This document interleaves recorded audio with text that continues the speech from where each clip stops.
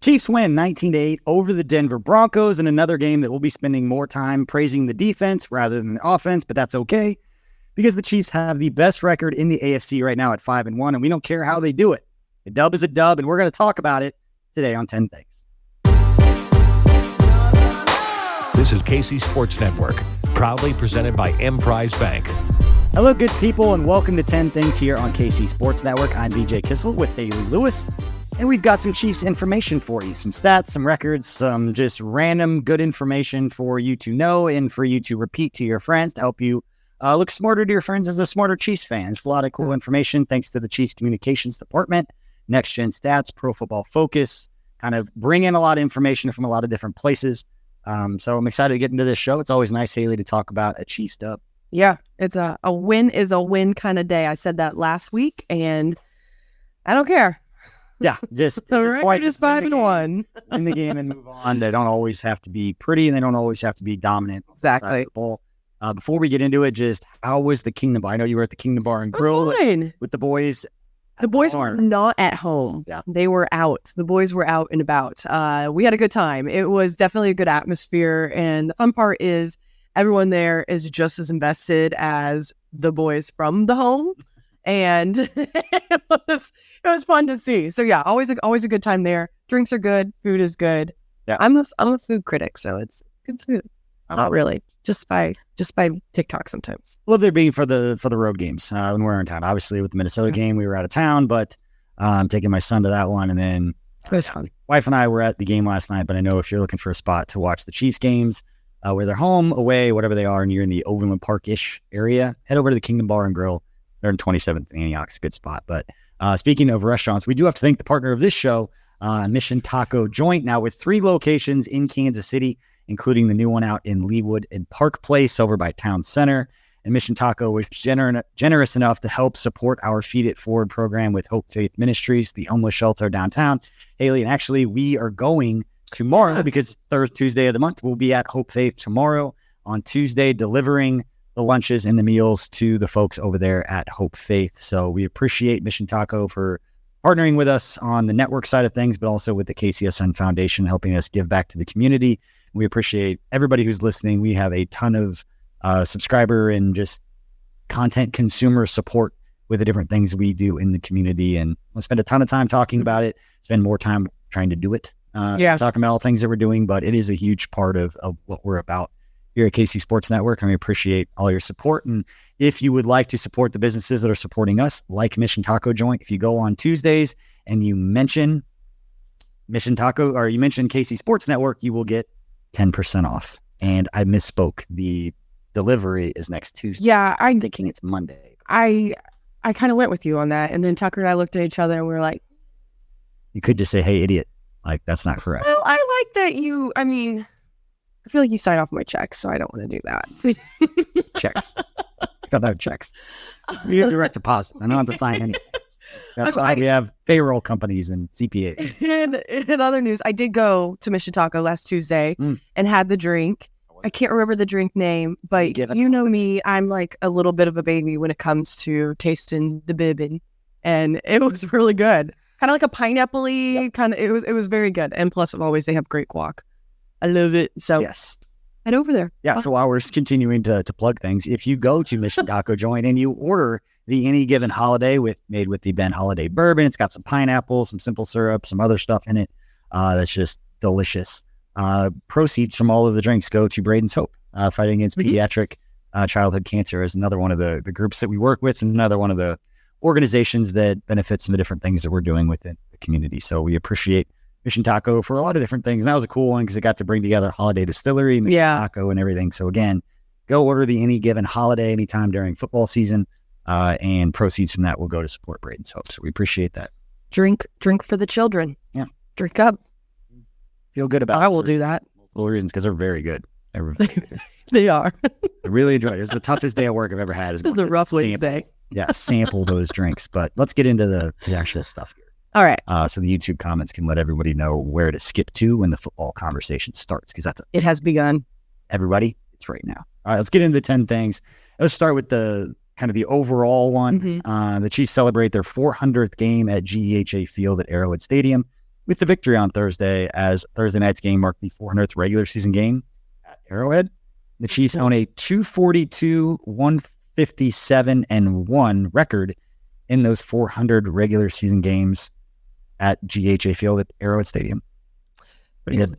It's the history there is so cool. I mean, everyone knows how cool it is to go to Arrowhead Stadium, but the cool part about that is the other day I was, my grandfather who has passed, we were looking through a few of his things, and my mom brought this up to me. He had season tickets to Kansas City Municipal Stadium before. So we were looking at those, and it was this old, it was like you write it in, right? And so he wrote it down on a piece of paper, checked what he wanted for season tickets, and sent it in. I think he paid like $75 or something for season tickets. And it was so cool to see that, because I remember sitting down with him and him telling me about just the history behind that, and then how it came into Arrowhead and how proud the town was to build Arrowhead, and just to see what, you know, the Hunt family has done and the history behind it. And yes, it is in a parking lot in the middle of nowhere for people from not from around here, right? They kind of refer to it as that, but it is such an amazing, I mean, you've been tailgating there before, probably more recently than I have. Such an amazing culture and just stadium and atmosphere, and everyone who ever comes from another NFL team and comes to Arrowhead Stadium. I'm getting off topic here, but I just love that stadium. It's so cool to see the history behind it. Yeah, and we obviously see things through like our lens, and we don't understand, I guess, the dynamics of different fan bases. But we always know with Chiefs and with Chiefs fans, such a generational fan base. That, like your family, like grandfather. Yeah. Down. And the same thing. Like I grew up with season tickets going with my dad. Sat section 338, row 10, seats 11 and 12. Like I can, to this day, I could walk up there and not the same seats because they've changed them out, made them a little wider, and so they moved around. And the numbers are all different. But I can tell you exactly where we were sitting, just because I remember coming out of that tunnel every Sunday or every other Sunday, you know, for 15 years when I was a kid, and just always getting that feeling. And anybody who's been at Arrowhead or been in that parking lot, I know people make comments about parking lots, and I've had a chance to go to a lot of different stadiums and see how they're set up. Parking lots, but it's so unique at Arrowhead and the way that the parking is set up, that everybody is just a giant party, and there's really not that many stadiums, especially now where they're getting more towards downtown and more towards like areas where there's a lot of stuff going on, because they want the bars and the restaurants and all the different things that people can do before and after the game. Whereas Arrowhead's like, before and after the game, you're hanging out with your buddies, hanging out with your family in the parking lot. And for people who aren't used to that, might not seem as fun, but for people who grew up with it, like that's what it's about. Yeah. Like, they knock it down. Like every stadium should be like that, because it creates more fun to do that. And so I will always an Arrowhead for that. But let's move on to number 2. And this will be a long section, but it's about what this win means and all the different things that come along with beating Denver for the 8 millionth time in a row. Not 8 million, but we'll get it. Chiefs extend the winning streak against the Broncos. The Chiefs have now defeated the Broncos 16 consecutive times after the 19-8 win. Team's winning streak dates back now to November 5th, 2015. The win not only extended the franchise record for the longest winning streak against a single opponent, but moves the Chiefs into sole possession for the 3rd longest winning streak against a single opponent in NFL history. Just absolutely continuing to dominate the Broncos. And Hayley, the fun thing about this, the game that started this November 5th, 2015, I will not forget that game. I believe. Really? What? Now I'm second guessing myself on what this was. No, actually, I believe it was the game that Peyton Manning was benched. Okay. That was in Denver, in which he became and Tucker can look this up and see if off the top of my head. That guy. That he became the NFL's like all-time passing leader. He ended up getting benched in the first half of that game because he was playing so poorly. But they kept him in long enough, I think, just to break that record. And I just remember thinking, holy cow, like the Chiefs started a streak when the quarterback just set the all-time passing record. But pretty crazy to think that it's the 3rd longest streak against a single opponent in NFL history, and Chiefs are in the middle of it. So is he the last quarterback? Is Peyton Manning with the Broncos the last quarterback to beat the Chiefs? Before that streak happened? I mean, it's really cool. I started covering the Chiefs as an adult back in 2019. It's crazy to see. Never had a problem with Denver. I think the problem, Tucker, I think I'm right on this, and the reason I'm confused is it says November 5th here, but on the actual like records it says November 15th. The game was on November 15th. I think it was a typo. The reason I remember that is the anniversary of my dad passing. And I remember being in Denver in the press box and just thinking about my dad the whole time, thinking he would love watching Peyton get benched in this game. And so like that's why I remember that date. And it'll always stand out.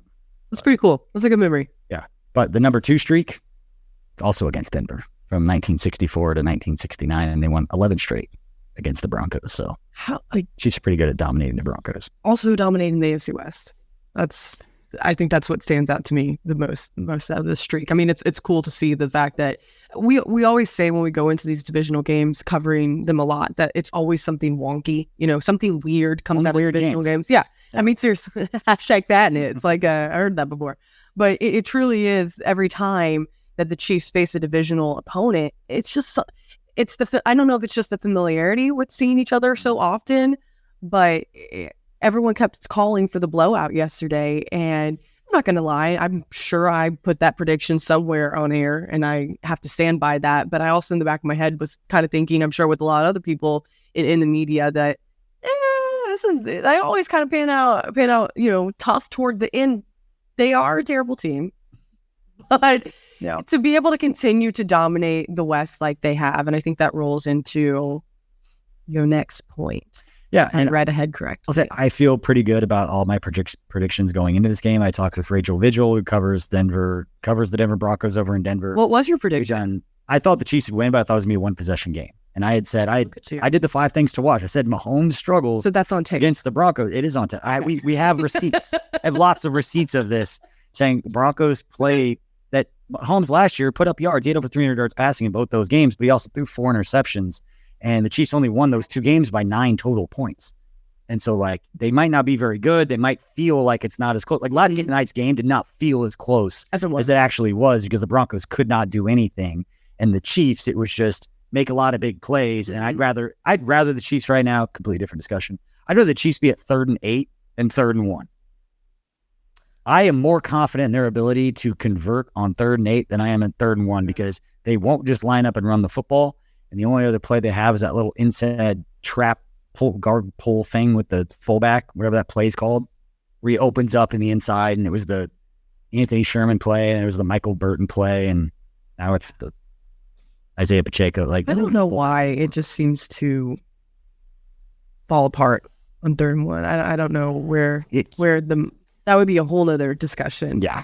But the offensive line looked pretty frustrated coming off the one where they did the zone read play with. Yeah. Kadarius Toney, that was a 4th down. There were some offensive line didn't look real thrilled coming off. But let's move it on to the next one. The Chiefs keep it rolling with their 5th straight victory, with the Chiefs' 19-8 win over the AFC West divisional rival Denver Broncos. The Chiefs notched their 5th consecutive win of the 2023 season. Now, with 5 straight wins this season, the Chiefs franchise has recorded 11 straight seasons with a winning streak of at least 5 games during the regular season. That's nice. That's all under Andy Reid. So since Andy Reid's arrival in 2013, the club has had streaks of 9 straight wins in 2013, 5 straight in 2014, 10 straight in 2015, 5 straight in 2016, 5 straight in 2017 and 2018, 6 straight in 2019, 10 straight in 2020, 8 straight in 2021, 2 separate 5-game winning streaks in 2022, and now 5 straight wins after the opening loss to the Detroit Lions. Chiefs could very easily be undefeated. But 5 straight wins now in 2023.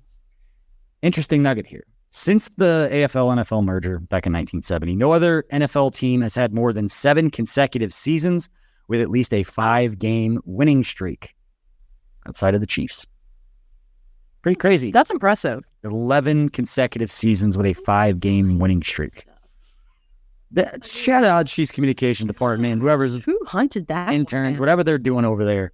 This is really interesting stuff, because you have to think about these kinds of things to look them up. Mm-hmm. And then you've done, I used to do this all the time. I try to chase down a stat. What new interesting thing can I put? And then I would spend all this time, and I get to the end, I'm like, it's not interesting at all. Yep, they're right now. I don't know the league. That did not add up at all. I think this, though, just cool goes more, to the point of, ever since Andy Reid's been here, what he's been able to do, consistency over, this long period, now 10-year stretch, is just showing you the type of culture, team, roster, personnel that he can build. And it's consistency. As we always know, consistency is what wins. And the fact that he's been able to do this, I didn't know that they had 2 separate 5-game streaks in 2022. And then I think you said, 6 straight in 2019? That was the Super Bowl 54 year that they won. 10 straight in 2020 when they went to the Super Bowl. I mean, it's impressive. They've continued to just dominate. And I know we're all going to probably talk and pick apart some of the offense and things like that, but we got it good. Yeah. We talk about golden age and not normalizing greatness, not normalizing this era of Chiefs football that we're in right now. And that's why I love this show. I love talking about these things. It helps me remember them and helps give context to, what we're going through right now, and to not necessarily only dwell on the negative. Yeah. And it's really easy to do, to be like, oh, they got to be better about this. The offense got to be better. We got to do this. The wide receivers got to be better. The short yardage, I just talked about it. The short yardage stuff's got to be better. Like, you're always chasing perfection. You're always chasing getting better. And I think that's the beauty of looking at these streaks, is Andy Reid is not complacent on anything. They're not going to win 2 or 3 games and then start to feel themselves a little bit and let them kind of get mentally out of what had led them to finding success in the first place. They win a game, they immediately move on, and they're not caught up in, hey, we're feeling pretty good. Because in these streaks, they have big wins, they have comeback wins, they have exciting wins. And guess what? The next day, they're studying. This team right now, and granted, Thursday night, they got a couple extra days, but you can't tell me Patrick Mahomes hasn't been watching film or studying what they're going to see with the Chargers, that he hasn't not opened a book or looked at it in some way, shape, or form. And we know from covering him as well, Andy Reid, going back to Raiders, Chargers, Broncos, they are studying their schemes and prepping for them going back to OTAs. They have a LA Chargers day where they kind of lightly discuss the different schemes, the different things that they'll see. So it's fresh of mind, because you're going to play them twice a year. And when you're division, you go to the playoffs. And so it always started with win the division first. I know expectations at this point are much, much higher, but there's a method to the madness, and there's a reason why the success has been there consistently. Because that's where also they had to start. When Reid came here, and that was the beginning of everything. So I think that's a great point to say, that you do have to, expectations are much higher, but that once was never, a thought. The Chiefs could really do that. So that's cool to see. Said most clutch moment in Kansas City sports history was Clark Hunt flying to Philadelphia, keeping Andy Reid from going to Arizona. So go meet him at the airport. All right. Number 3, Chiefs hit 150. Chiefs have now recorded 101 consecutive games posting at least 150 passing yards, dating back to week 4 of the 2017 season. The streak of 101 consecutive games moves them into second for the longest consecutive streak of games hitting such a mark. The Chiefs previously were tied with the Detroit Lions and will look for 24 more games to claim first. They've got a ways to go. It's going to take, about a year and a half? Yep. Yeah. Something like that. For Patrick Mahomes. Here's the one who could do math better than 24. Tucker and I tried to do math last week. You were missed in that moment. It was rough. And it was very simple math. It was hard. Yes, but to that point of the fact that they've been able to continue to have that streak, it shows you that they've never been completely shut down. Yeah. Which I think is a good point. We talked about that a little bit last week. It shows you that the Chiefs are never just completely discombobbled and shut down. They can at least, and I say at least 150 passing yards. The offense, air quote, struggling is relative to what you come to expect from that group. And you say the offense has struggled a lot this season for the Chiefs, and they're still like 6th in scoring. I know. They're still up there. It's kind of like the kid with a silver spoon in their mouth being like, hey, look at him. It's like, Mahomes is, we got a lot here. I understand it's not the best right now. But it's still way better than a lot of people's average. Going back to your voice for the kid in the silver spoon. I don't have enough. Sir. What we do have enough of, and that is Patrick Mahomes nuggets in this segment. So moving on to number 4. This is the Patrick Mahomes segment of this show. Mahomes is now 12-0 in his career against the Denver Broncos. I'm as red as... No wonder they hate him. Like, how can you 12-0 against one team to start a career? They've never beat him. Obviously, that's what Broncos. Crazy. But according to ESPN stats and info, Mahomes' 12-0 mark against the Denver Broncos is the longest winning streak by a starting quarterback versus a single opponent to start a career since 1950. Mahomes owns the Broncos more than any other player to start a career in the history of the sport, dating back to 1950. Do you think he'll put maybe some ownership towards that franchise? Should. Probably should.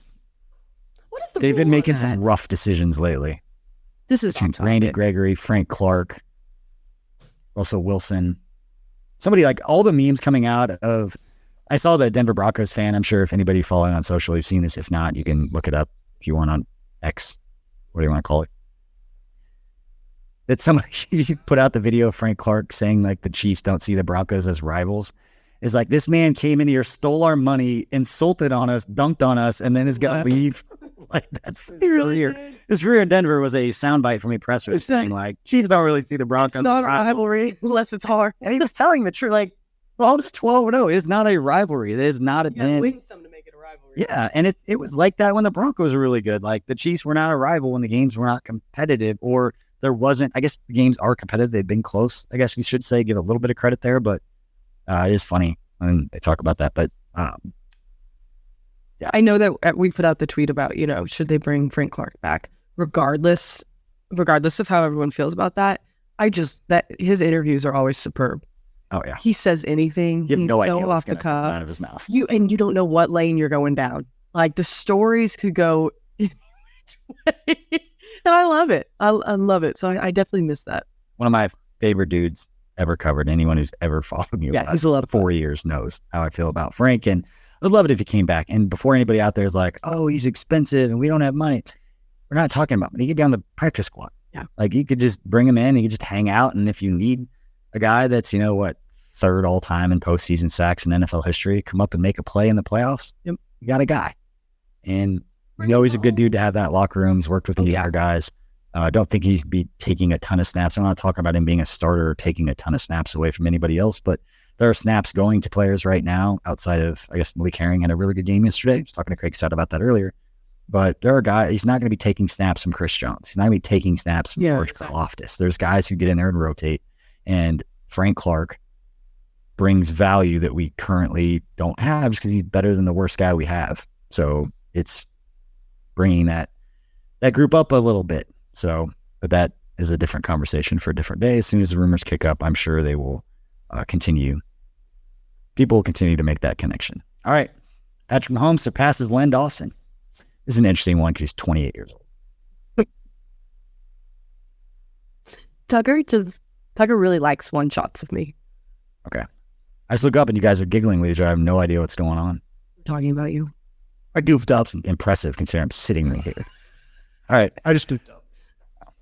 With 30 completions on 40 pass attempts versus the Broncos, Mahomes has now completed 2,138 passes in his career, passing Pro Football Hall of Fame quarterback, the late, great Len Dawson, and his previous mark of 2,115 completions. Mahomes found Travis Kelce on a 9-yard pass to move past Dawson. That's poetic and makes all the sense in the world. Mahomes' completions went to 8 different receivers throughout the game, and he's now connected with 14 different receivers overall throughout this season. The fact that he holds the career record for completions and he's 28 years old will still not. It's upsetting.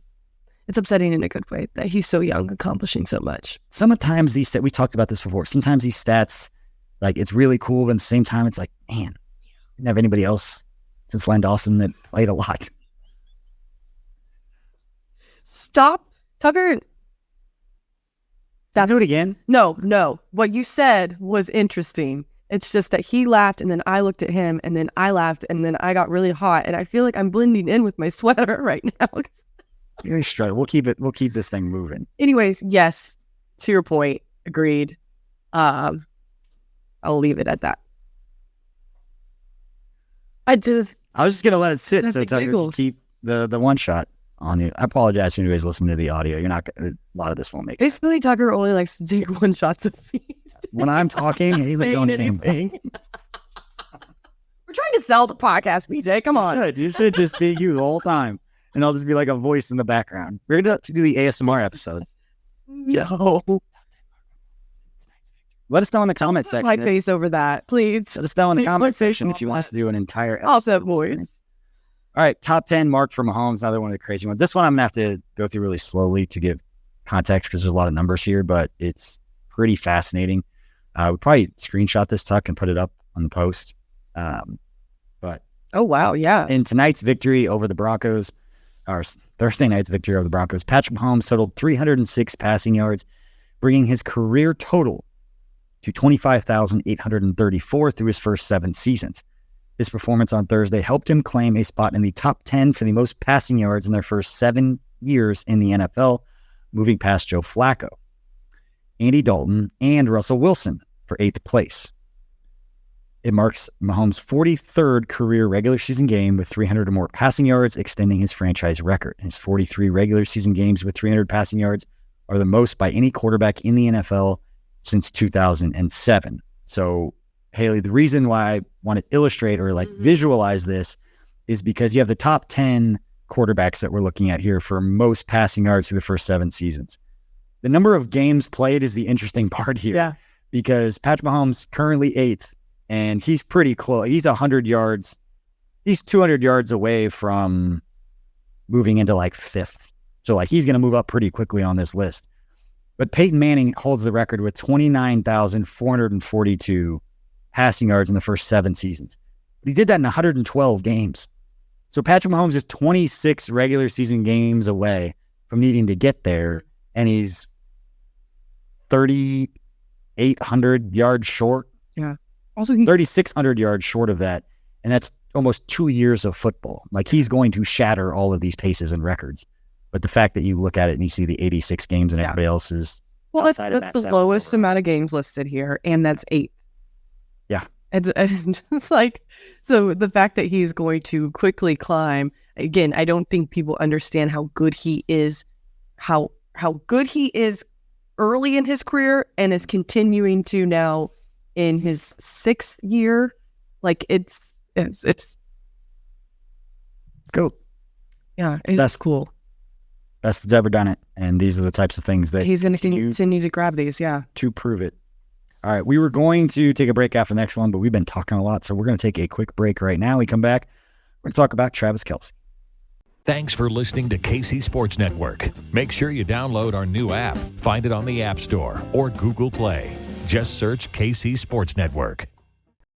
Welcome back to 10 Things here on KC Sports Network. Appreciate you spending part of your day with us, whether you're watching on YouTube or whether you're listening to the podcast audio. We appreciate your support. We appreciate Mission Taco for being the presenting sponsor of this. Make sure to go check out Mission Taco. Get you some tacos. Talking about the guac earlier. Great. That's good. Get the any given holiday drink. It's awesome. All right, it's time for the Travis Kelce segment. Okay. Travis Kelce tallied 109 receiving yards on 7 receptions in the first half versus the Broncos. His 109-yard half is the 2nd highest receiving yardage total in a first half in his career and is the 3rd highest yardage total for any half in his career. Kelce went on to 124 receiving yards on the night, marking his 36th career game with at least 100 receiving yards. This further extends his record for most 100-yard receiving performances in Chiefs history, as well as most by a tight end in league history. When playing against Denver, this marks Kelce's 6th game, racking up at least 100 yards receiving. How does he... At some point, you would think, and I'm not saying that 34 is old, but in football terms, right? You would think that these numbers would start dwindling. And I kind of thought that last season would be the start of that. And that's no knock on the way he's playing. He's phenomenal and continues to be. But it just age-wise and injuries and, everything with your body, you would think that would slowly decline, and it just hasn't. I saw Rick Burkholder, the Chiefs, vice president of sports medicine and performance, had put out a tweet of David Glover. He's one of the athletic trainers for the Chiefs working on Kelce. Okay. I don't know if it was probably before the game. It looked like he was stretching or doing something. There wasn't a lot of context given, but it just goes to show when talking about Kelce and his ability to get on the field or stay on the field or come back on the field after injury, toughing it out last week against the Vikings, playing on a short week this week, and then setting records. It's unbelievable. And as much as credit as we give Kelce, you've also got to get credit to the people behind the scenes that have been doing the work. Yeah. Julie Freimeyer got a ton of credit last year in talking about or showing her working with Patrick Mahomes. And I know with the franchise, the phenomenal behind the scenes show that the Chiefs in-house production team, the 65 TPT crew, puts that together. And that it's amazing because you get to see the people doing the work that you don't really get to give the credit to, but they're so instrumental in getting them back out on the field. And Rick and that staff, they've been together for a number of years. It's a lot of the same people that were there, when I started with the Chiefs back in 2014, it was Tiffany Morton and Evan Kraft and David Glover. And that crew has done such a good job. And they're such a tight-knit group of making sure that players trust them to get them ready to play. And that, again, as much as we talk about Travis Kelce and everybody gives credit, also got to give credit to the people behind the scenes that are helping get these guys ready to go. It's toughness. It's all those things that we praise about Kelce. But it's also the fact that there's some phenomenal people around them that are doing a great job and going above and beyond the call of duty to get those guys ready. So shout out Rick and the staff. Yeah, definitely a team effort. And you also see, you talked about the toughness, toughing it out on the field. I mean, coming back from hyperextended knee, then a really tough ankle injury, we all thought was going to be way worse than it was. Yeah. It takes grit out of a player to be able to do that. So preparation. He's motivated. Yeah. He has a reason. We won't get in to all of that. You already know, but pretty cool. Seems like he's happy. Seems like it's all going well. Yeah. So happy for him. All right. We're still on the Travis Kelce section, by the way. Travis Kelce, total 124 yards on 9 catches, including 40 yards after the catch.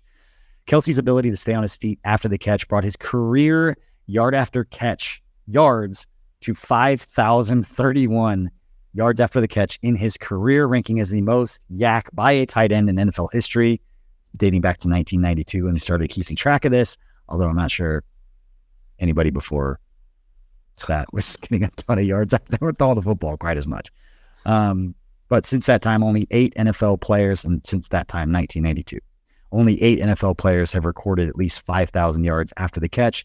Needing just 9 yards heading into Thursday's contest, Kelce now becomes the 9th player to reach that mark. He passed Pro Football Hall of Fame tight end Tony Gonzalez's previous mark of 4,718 to move into the top spot in NFL history for yak by a tight end. Also, not super surprising, but it's cool just to give context to what he's been able to do, not just at the pinnacle and height of his career. And I think that's a lot of the competition, the comparisons with Rob Gronkowski, what he was able to do in the postseason specifically, but the longevity of what Kelce has done, and that no tight end in NFL history had, I believe, 3,000-yard seasons in a row. And Kelce's done it 7 seasons in a row, and he's looking for an 8th this season. So just crazy. And I'll let you read the next one. I looked these up. They're really cool stats from NextGen. I looked these up last night. They were put out on social media. They were put out on X per NextGen stats. I don't like calling it X. Do you like calling it X? No, but I'm just going to say because I'm always Twitter. Making a decision right now. It's going to be Twitter. Because I got to say tweet. It's more, it's not saying Twitter as much as it is like, oh, I saw this tweet. Can't say I saw this X. Or like to see it on the X. It just sounds like the XXX things you see on the highway. Saw it on the X. It's just like, oh, don't. X Factor, Dante Hall. Okay, let me give you the deets. Per Pro Football Focus, defensive coordinator Steve Spagnuolo blitz the Broncos quarterback Russell Wilson. Oh no, the NextGen stats. I'm gonna read them real quick. That's what you wanted me to read. 8 of Travis Kelce's 9 receptions came against the Broncos defense in zone coverage, which I thought was interesting. 8 receptions for 121 yards. He's averaging 5.1 yards of separation on 8 targets coming against zone coverage. He's averaging 5.1 yards of separation on his 8. Nobody was within 5.1 yards of him on average when he was catching these passes in zone coverage. And on top of that, and this was a separate tweet, just combine them. It's interesting. Travis Kelce's 7 of his 9 receptions were on hitch routes, tied for the most receptions on hitches in a game since 2018. Kelce has 5 more receptions, total of 18, on hitches than any other player this season, and he's averaged 4.5 yards of target separation. Hey, this is a perfect stat that goes to the point that I had been making. This illustrates it better. Of Travis Kelce's game, the way that he plays tight end will translate as his athleticism drops, because he just knows how to get open. He knows how to read defenses, how to read a zone defense, how to manipulate the spacing and what the rules are for the defense in zone coverage. And that when you look at the actual tweet that shows his routes, he's just kind of running across the middle and just kind of like freelancing. And he's like, sure, what? I'm just going to kind of dance around. And Mahomes knows that wherever I am is where the open spot's going to be. And they just trust each other that much. And I compared it to like a 40-year-old Antonio Gates running around the field was not athletic at all. I was faster than Antonio Gates at that point, but he was getting open because he knew what to do. if Travis Kelce wants to play for another several years, even if his athleticism is dropping, which people are making that point, here we are talking about yards after catch, so he's continuing to get to set records. But even if that is true or starts to happen, his game will translate to where he's still going to be the best, if not one of the best tight ends in football. I think this is a big point of what differentiates him from when back in Super Bowl 54, when they were doing that whole Kittle comparison to Kelce, also bringing in, Gronk the next season. He has, in my mind, and I think statistically now, completely separated himself from that conversation. Those are two phenomenal tight ends. There's no taking away from them. It's just his overall game and what he's been able to do consistently is unmatched by either. Yeah. It's going to be cool in 20 years when we talk to people about, like, we got to see Travis Kelce play, and we got to see him play throughout his prime. That's our generation's dude. Mm-hmm. And obviously Mahomes and Chris Jones is in the mix with what he's doing. We're going to talk about Chris Jones here in a minute, but sorry to interrupt. You can get back to number 6. I'm nervous. I started reading that so confidently too, and I was like, I was like, no. I found these stats. Like, I copied and pasted these in here. Let's talk about it. Read the script. Okay. Share our NextGen stats. It's interesting context for sure. It is. A lot of zone coverage, and didn't work. This is the stat. This is what you got in here. Per Pro Football Focus, defensive coordinator Steve Spagnuolo blitzed Russell Wilson 9 times last night. On those plays, Wilson completed just 2 of 8 passes for 13 yards and 2 interceptions. That is a 1.6 YPA. Coming into it, Wilson was better than 65%, 11 touchdowns and 2 interceptions. Yeah, Russell Wilson was not. I know last night did not play well, and a lot of people are talking about it. Coming to that game, Russell Wilson, not that he'd been great, not that he's validating the trade they made for him or the money that they were paying him, but Russell Wilson was not playing poorly. Yeah. Like I said, he's completing better than 65% of his passes, 11 touchdowns, 2 interceptions, and he comes against the Chiefs, and the Chiefs defense comes and does what it's been doing so far this year and just proving that they are a reason the Chiefs are winning football games, and that is complementary football. It is not about the Chiefs offense and defense needing to both be at their absolute best in week 6. It is about getting these guys ready and hopefully. Can you say that again, please, for everyone? It is not about both of these sides of the football and even special teams. We'll talk about Butker here in a minute. It's not about all of these playing their best football in week 6. It is a grind and a maturation process throughout the season to get to where you're playing your best football at the end of the year. And the scary part is that we have all made the point about Steve Spagnuolo that you don't judge a Spags defense until after Halloween. And the first 6 weeks of every season, he's trying a lot of different things to see what that group does the best, and then starts to focus in on that. This is what it was. He was the head coach of the St. Louis Rams. It was what it was when he was with the New York Giants, and it's what he's done so far in his time with the Kansas City Chiefs. And it's scary to think if the defense is, if you look at the numbers, if it's that much better after Halloween in the past, and it's going to be the same this year, how much better can this group get? The fact that Charles Omenihu, I'm about to say, comes back. Another addition. Defense, I mean, we continue to talk about it every single week. It continues to get a little bit better. Good seeing Bolton back in last night. Want to talk about Chris Jones? We're going to talk about the linebackers here in a minute. You want to talk about Chris Jones? Yeah, let's talk about Chris Jones. Chris Jones now has 70.5 career sacks after finding Wilson for 2.5 sacks. He first took down Wilson in the second quarter, splitting the sack with George Karlaftis for a loss of 7 yards. In the fourth quarter, Jones again found Wilson, this time working with Mike Dana. That was Jones's 5th consecutive game to start the season with at least 1.0 sacks. With 5 consecutive games with a sack to start his season, he has now passed linebacker Derek Thompson. Wow, Hall of Famer there. For a franchise record. Thomas. Oh, what did I say? Thompson. Why did I say that? I was going to let it go, why but did I add a thing to it? For that, it's Derek Thomas.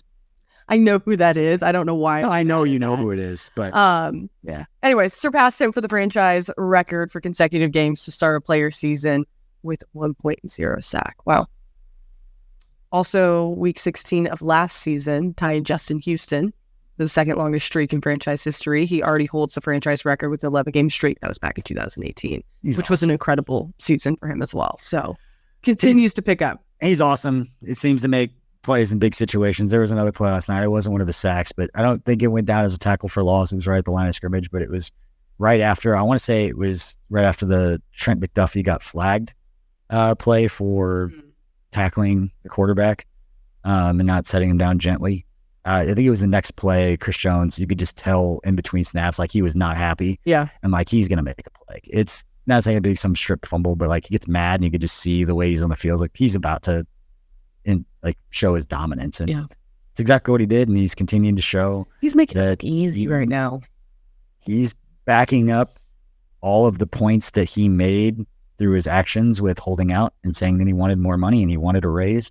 And you can get into the numbers and the negotiations and the leverage and all that stuff. But at the end of the day, he is backing up and playing like the player that he said he deserved to get paid like. And I got to respect it. Hey, the man. I mean, he's continued to. We were talking about it just last week, how he has only, a game less than everyone else, but has continued to have a sack every game. And then he does it again last night. He's a good football player. I've heard he is. I've seen that he is as well. It's true. All right, number 8, Justin Reed. He had a big night. He's a good football player. Yeah. In the first quarter of Thursday's victory over Denver, Justin Reed was able to take down Russell Wilson for a 3-yard sack. Reed's sack created a turnover on downs, giving the Chiefs offense their first opportunity to take the field. And that sack marked his first sack of the season, his second sack since joining the Chiefs, and brings his career total to 4. Reed went on to have a productive night, totaling 5 tackles, including 1 for loss, 1 quarterback pressure, 1 pass defense, and an interception to go along with that. And we'll just move right on to number 9 because that interception was credited because Willie Gay tipped the ball, and it was a great night for the Chiefs linebacker group as a whole. Let's talk about Willie Gay tipping that ball into Justin Reed's hands for the interception. Broncos quarterback Russell Wilson was searching for Greg Dulcich, the tight end out of UCLA a few years ago, for that play. I don't know why I put that nugget in there other than the fact that I like Greg Dulcich coming out of the draft that year, okay? And I'll always remember that. And I thought he was going to be a dude for Denver. We'll take the nugget. Yeah, you're welcome. And Reed was able to snag the interception and return it for an 11-yard gain. I wish he would have stiff-armed him because I had tweeted out to him. Justin Reed had put on Twitter that what play was it that the refs were going to get upset about? Yeah. Oh, your pick 6. And as soon as the pass got deflected and I saw him, I was like, oh, he's got, because if he doesn't make that, if that receiver, first of all, that was actually a really nice play from the receiver to come tackle him on that, because if he doesn't tackle him, he's gone. Because Russell Wilson ain't tackling him. But if he just switched the ball in his other hand and gave him a little stiff arm, would have been the pick 6. So wasn't a perfect game. Could have been a little bit better. He got something to strive for. But there were some sparks, definitely. Yeah. Defense bringing those. But yeah, Gay led the... See Bolton back. Yes, and we'll get to that here in a sec. So Gay led the defense in tackles on the night, totaling 6. He had a fumble recovery late in the fourth quarter to help seal the victory.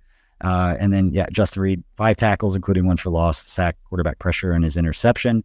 But yeah, ball hawk Bolton, Nick Bolton, who was Pro Football Focus's highest graded Chiefs defensive player. Yeah, he returned after missing 3 games with that ankle injury. He snagged an interception in the first quarter, and the Chiefs got the ball back at the 42-yard line. So it gave him great field possession. That was Bolton's 3rd career interception and his first of the 2023 season. He finished the game with 4 tackles, 3 of which were solo, along with a pass defense and that interception. And again, highest rated player from Pro Football Focus. I think he had a 90 grade on his coverage. So that's something for the way that people have talked about Nick Bolton over the years. So great there. And then finally, Drew Tranquill. He halts the Broncos drive. He put an end to the Broncos drive late in the first half with a 3-yard sack of Broncos quarterback Russell Wilson on a 3rd and 2 play to force a punt. It was Tranquill's first full sack of the season and brings his total to 1.5 on the year and 8 for his career. Finished the game with 3 solo tackles, including 1 for loss and a quarterback hit to go along with that sack. So between Willie Gay, Drew Tranquill, Nick Bolton, and then his Pro Football Focus grade was really not good. And I'm talking about Leo Chanel. Leo Chanel's Pro Football Focus grade was not good, but I remember the play that he made in the red zone where he came up and hit him, and then Tranquill finished him off, and what everybody in our section at Arrowhead was screaming, that's a safety. And it was like, if you haven't learned about forward progress after the Titans playoff game a few years ago, like, I don't know what to tell you. It was great to see him run through the hole. It sounds like, according to the experts over at Pro Football Focus at grading the games, that didn't have a great game overall, according to them, but I do remember that play. And overall, we can say that the Chiefs linebacker group had a great game as the defense is pretty good and dominant overall. Yeah. Definitely a great draft addition. And then also an offseason addition, bringing in Tranquil. That was wonderful. Wonderful to see what they've built up over the last, 3-4 years? When Gay was 2020? And then Bolton was after him? That always liked Willie. Like, I thought he was going to be like a fan favorite. Always he is solid. because he's the energy giver. Like, he's the guy who gets the crowd going. Leo Chanel, same kind of reason, just because he's the guy who makes plays on the other side of the line of scrimmage. Watching his highlights in college, he's a rush Sam, so it's a fun position for fans to kind of get behind and support. But we've made it all the way to number 10 on the last one. And for those of you that are paying attention, there's one person that we have not talked about that had a hell of a performance on Thursday night against the Broncos. So let's give Harrison Butker a little love. Harrison Butker. He did some things. He kicked some balls and they went through. And that is the gist. 60-yard field goal in the first half. Harrison Butker set a new career high for consecutive field goal attempts converted to start a season with 14. The 60-yarder notched the second longest field goal of his career history, second longest goal in franchise history, trailing only his own franchise record, which was a 62-yarder. I remember watching that one versus Buffalo on October 16th of 2022. He added field goals of 35, 25, 52 as well. Made field goals of 50-plus yards in the game, 60 and 52. They are tied for the most in a single game in franchise history. He was responsible for 13 of the 19 points. Leading scorer, Harrison Butker. Always love to see that. Perfect 4 for 4 and 1 for 1 on extra 4 for 4 on field goals, 1 for 1 on extra points. That's a career high for consecutive games to start the season without a miss. Pretty good. I will say solid. That field goal would have been good from 75 yards. Megan and I were sitting. Yeah, Megan and I were sitting in the first row in the top level around like the 40-yard line, and you have a good view of like the angle at which it kicked. And as soon as it kicked it, I audibly said, and if you have earmuffs for anybody with kids, second he kicked that ball, like, holy shit! Like he just kicked the hell out of that ball, and then it hits the net like not halfway up, but maybe a third of the way up. Like that would have been good from at least 70, if not 75. And yes, it was wind aided 100%, but he absolutely drilled that football. And it just made me want to see him attempt a 75-yard field goal just to see what it would look like. I just love what they've been able to do. The issues, and just finally finding the rhythm together and now back on pace. And he's not dealing with injury. I mean, he was injured week 1 of last year. Just to be able to be fully healthy, have everything on pace with his unit, and now be able to just be solid for the Chiefs. I mean, we are very fortunate to have a kicker that they constantly rely on. Second best kicker in the NFL. Right? Tucker. I think the fact that we talk about Patrick Mahomes and Travis Kelce and Chris Jones and all these guys that we spend, almost generally on Monday mornings talking about, or Monday afternoons. The fact that they've got one of the better, if not the best punter in the NFL, Tommy Townsend, what he's been able to do. And then obviously Harrison Butker stepping up and playing really well on Thursday, but throughout his career, and talk about guys that are slowly putting together like all-time type careers. You start looking at some of the paces and records and things that Butker has done. Pretty damn impressive. And I wanted to get all that out before we made the negative point, because the one thing, if you had to pick one thing to pick apart from the Thursday night game for the Chiefs offense, it was the red zone. They have been so good this year in the red zone. I don't have the numbers in front of me. I have not looked up the numbers. I used to have access to this program called StatsPass where you could look up rankings of everything very easily. It was awesome. I want to know where the Chiefs red zone offense ranks. Yeah, I cut that out. I think we should try this after. But they've got to be one of the best, if not top 5 in the NFL in red zone offense. And last night they went 1 of 5. And against a really good team that the game's going to be a little tighter, that could have come back to hurt them had the defense not been as dominant. And how much of it was Russell Wilson being bad, Sean Payton calling a bad game, and how much of it was Chiefs defense being dominant. It's a Chiefs show. We're Chiefs fans. So we're going to say Chiefs defense was dominant, but going up against a better team, you can't expect to win big games down the stretch going 1 of 5 inside the red zone. Like they have to convert and be better, whether it's the short yardage stuff or just the play calling, the execution, the awareness of, execution of the play, I should say. They've got to be better inside the red zone. So if I'm picking things apart for the Chiefs offensively, one thing, red zone offense is where it it was annoying to watch in person because you know that they're better than that. Expected to see Travis Kelce get some passes in the end zone, give Justin Ross a shot with some stuff. They had a couple plays or at least formations dialed up where it felt like, hey, Justin, they were like 3-by-1 at one point in one of the plays. I think it was a bubble to Tony is the play they ended up calling. But like Justin Ross was one-on-one. There was no safety. They were about the 10-yard line. And it was like, they're about to throw. I looked at Megan. I was like, they're going to throw a corner to Justin Ross. Like, this is set up perfectly for it, and they didn't. It's got to be a play call. It's in there somewhere, but surprised he hasn't gotten a look down there in the red zone yet this year. But that's one negative takeaway. Outside of parking. You watched Love is Blind all night long in the parking lot. We sat for about 45 minutes in Lot A, watched an episode of Love is Blind before we left, and still got stuck in traffic and the route that we had to take in order to I can't imagine.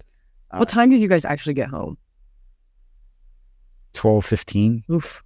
Something like that. We sat there for 45 minutes. To let it die down. I'm not the guy that's going to like inch along, like get to my car and I was just saying, want to inch for the next. You'll get home faster, but I'll just chill. Why? When you get hang out, it's not like I get a ton of time to hang catch out an episode. So just hanging out in the parking lot. Oh, I love it. Seats back and watching it on her phone. Watching